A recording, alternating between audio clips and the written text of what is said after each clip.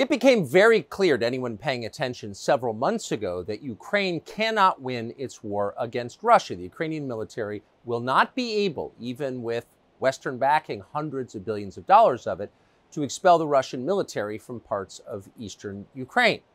Ukraine doesn't have the industrial capacity, neither does NATO or the United States, and it doesn't have the people. Russia has 100 million more in population than Ukraine does. And that means that further support from the West for the Ukrainian military only means more dead Ukrainians and a further degraded Western economy in the US and in Germany particularly. So it's not simply a fool's errand, it's self-destruction. It's insane, it's cruel, it's abetting the killing of an entire generation of Ukrainians. This is very obvious. No honest person at this point will deny it. And yet somehow the United States Senate, which is always several years behind reality in its perceptions, just a few weeks ago, decided to send another $60 billion to the Ukrainian government, which is both corrupt and authoritarian. They've canceled elections, they banned an entire Christian denomination, and then they killed an American journalist for noting any of this. And yet, the United States Senate proposed, under Mitch McConnell, a plan to send another $60 billion to Ukraine. Well, imagine the surprise of all rational people around the world to wake up this morning and discover this could actually happen. And so with that in mind, we thought it'd be worth talking to one of the very few Republican senators who's bothered to make the counter case. And that would be J.D. Vance of Ohio, who joins us now from the United States. Senator, thanks so much for coming on. If you wouldn't mind telling us where this legislation is right now, what you expect to happen, and what you think should happen. Yeah, Tucker, so there are two big things that will happen here. So tonight we will clear a major procedural vote, or we won't. So this is really the best opportunity tonight to kill this legislation. Encourage everybody to do everything that they can, contact everyone they can to ensure that we actually do kill the legislation. It is very close. The Democrats have banded together with 17 Republicans. We only need 8 of those Republicans to flip their vote to kill this thing. And I think that we'll get at least one who will, in fact, flip their vote. So that's where it sits in the Senate. The second thing, and frankly, the best opportunity we have to kill this is in the House. And that's part of what I'm trying to do is notify people about how bad this legislation is so that after it clears the Senate, if it does, then it goes to the House and the House has a real opportunity to at least make it better, but hopefully kill it. And I want to say just a couple of things here, Tucker, that are extremely important to know about this legislation. Number one is that it sends $61 billion to Ukraine to fund, as you said, a hopeless war in Eastern Europe. It will decimate the Ukrainian population even more than it's already been decimated. So it's a terrible, terrible piece of legislation on the policy. The second thing I want to say, Tucker, though, is that it doesn't just fund Ukraine in 2024.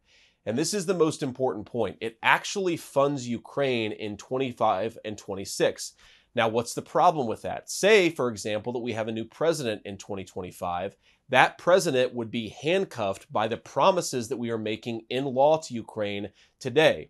If you go back to 2019, Tucker, to try to give you a sense of why this matters. In 2019, the U.S. House impeached then President Donald Trump on the theory that they had appropriated money to Ukraine and Donald Trump refused to send it to Ukraine.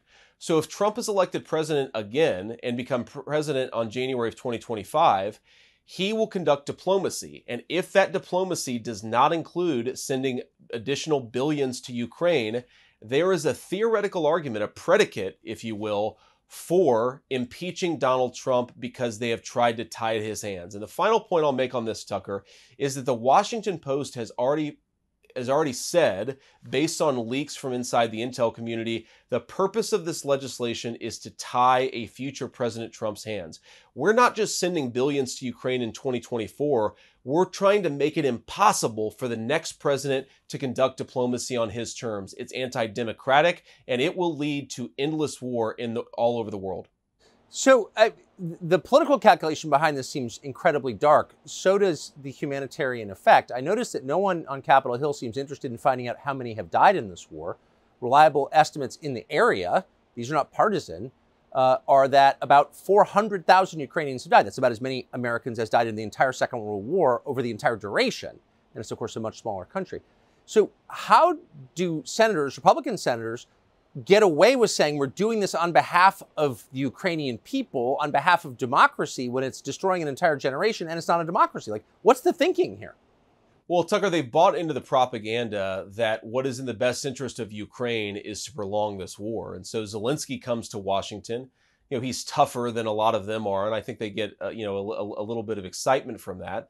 And Zelensky tells them a story that his war is in the best interest of the whole of Ukraine. Now, never mind that there are people within Ukraine protesting the draft. Never mind that the average age of a soldier there is pushing 45 years old. And never mind that the 650,000 wealthiest Ukrainians left the country at the beginning of the war. They didn't stay and fight. So the idea that this is unanimously supported by the Ukrainian population is, of course, preposterous and absurd. No one believes it.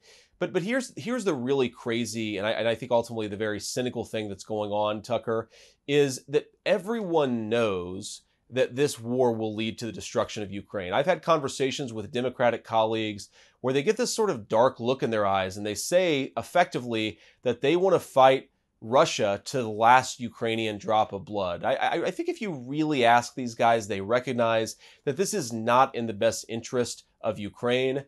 This is fundamentally in the interests of military contractors and people who think that America's most pressing challenge is to defeat the Russians. Of course, that's not a preoccupation that I share. I don't think Russia should have invaded, Tucker, but I also think that we got to be much more focused on more pressing problems like the demographic collapse of the United States, like the open borders, and like what's going on in East Asia. So it's a massive campaign, Tucker, to distract people from the real problems in the world and the real problems that exist in this country.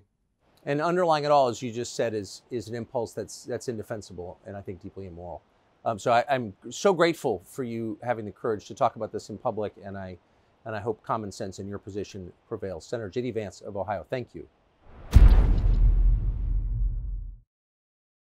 Free speech is bigger than any one person or any one organization. Societies are defined by what they will not permit. What we're watching is the total inversion of virtue.